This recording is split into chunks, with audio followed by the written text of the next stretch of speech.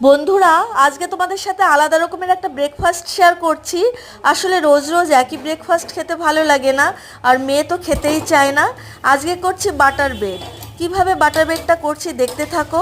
রুটিগুলো একটু সেঁকে নিচ্ছি ভালো করে, রুটিগুলো এপিট ওপিট করে সেঁকে নিচ্ছি, কারণ সেঁকে নিলে না খেতে বেশ টেস্ট লাগে। আমার তো ভীষণ ভালো লাগে, রুটি সেঁকে নিলেই ভালো লাগে।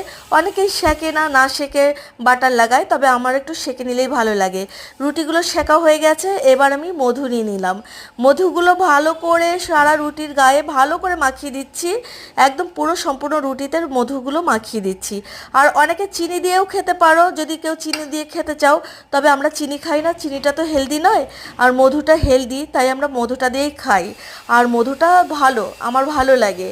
আর এবার বাটার নিয়ে নিচ্ছি। দেখো বাটারের গায়ে একটা রুটির সেঁকেছি, তার একটা গুঁড়ো পড়েছে। তো বাটারটাও ভালো করে রুটির গায়ে মাখিয়ে নিলাম, সম্পূর্ণ রুটির গায়ে বাটারগুলো মাখিয়ে নিলাম। তবে এখানে 6 পিস রুটি নিয়েছি, 6 পিসের মধ্যে 3 পিস রুটিতেই এটা মাখালে হবে। আর বাকি 3 পিস এর উপরে দিয়ে দিতে হবে, তো তাই বাকি 3 পিসে না লাগালেও চলবে। তবে রুটি কিন্তু 6 পিসই সেঁকে নিয়েছি, সেঁকে নিলেই ভালো লাগে খেতে।